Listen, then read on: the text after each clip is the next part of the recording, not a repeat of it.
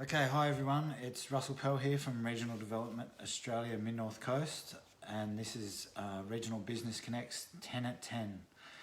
We thought it was about time that some of the people behind the scenes, probably myself and Kerry, could share some of our experience in the business world.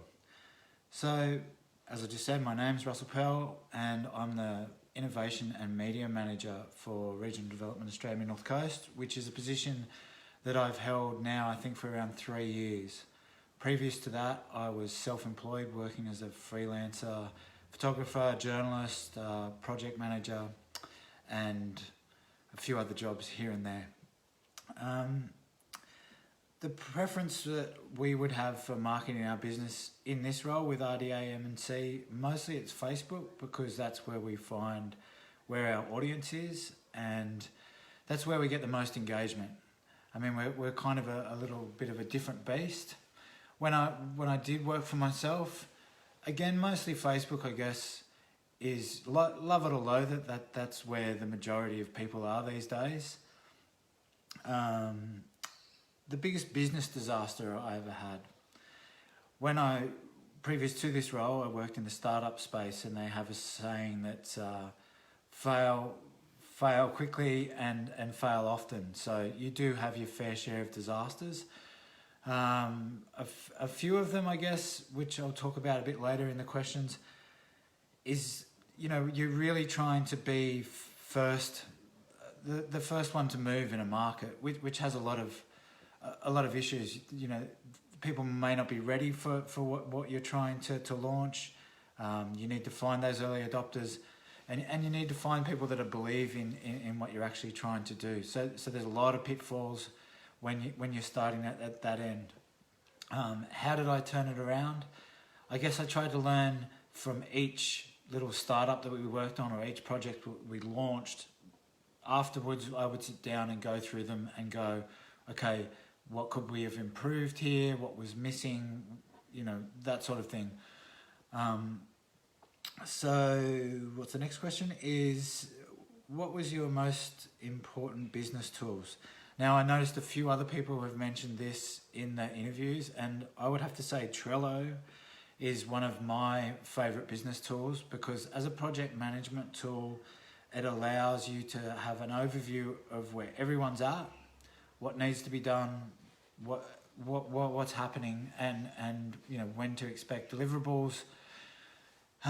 It also allows you to see multiple people that are working on a project, where they're up to in sort of one glance. You don't have to go through many different screens. So that's always been a really useful tool in the projects that I've managed and worked on, especially when you do have a lot of different people working on a project. Good morning, Heidi. Thanks for listening in. I guess in most prize business system would again be things like Trello and Slack. I find Slack as a communication tool really helpful, especially when you do have a lot of people involved. It's so much better to use than email. You're not constantly sending and opening emails and replying to them. And again, Trello, I just think it's such a good tool for project management. And what is your preference, running a small or large organisation? Most of my experience has been with smaller teams, smaller organisations. I find that they're a lot easier to navigate, that with less people working, it's easier to work out what's happening, what's not working, and problems can be solved quicker. And yeah, I think I've only had very small experiences working with large organisations, but I find that a lot of the time can be sucked up in meetings and that sort of thing. And hi Donna, and good to see that you've logged in as well. And you use Trello as well, that's great. So how do I maintain my work-life balance? Well, I'm lucky enough, we live on the Mid-North Coast. I live in the Nambucca Valley, which is, as far as I'm concerned, one of the most beautiful places on the earth, after having travelled around a fair bit. I mean, we're lucky enough to have the beach here and the river, and then we've got Bellingen and Dorrigo inland. If you need something else, in the Promised Lands, the rivers there are amazing, the waterfalls at Dorrigo. And I guess we've got a really amazing mix of people that live around here. It'll be interesting to see after COVID how many people sort of flock to the regions after what they've experienced in the cities. And I guess working from home and with flexible working hours, you have to be careful that you don't constantly work. It's good to learn to turn the emails off at night and to turn notifications off, and try and stick to sort of those hours and make time to go for a walk and breathe the fresh air. It's very important. The most important thing to do in managing a team, I've found, is communication. Look, I mean, from the beginning of a project, it's communicating the goals and what needs to be achieved, but it needs to be really, really clearly spec'd out and understood by everyone that's involved. Okay, so this is what we're setting out to do. Here's X, Y, and Z. This is where we're trying to get to. This is our budget. These are our expectations. And then as the project progresses, just having that communication with everyone that's working on it, so that then that allows you to be able to go back to your stakeholders and manage their expectations. To keep their expectations to a manageable level, it just makes it so much better for the outcomes. I mean, most projects you'll see the budget blowouts, the timeline blows out, and to be able to sort of make sure that as you progress along that timeline, that you sort of manage the risk by communicating, I would say, has been one of the biggest lessons that I've learned.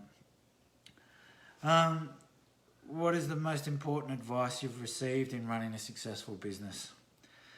Well, I guess because I've worked in the startup space a fair bit, is that there's probably two, actually.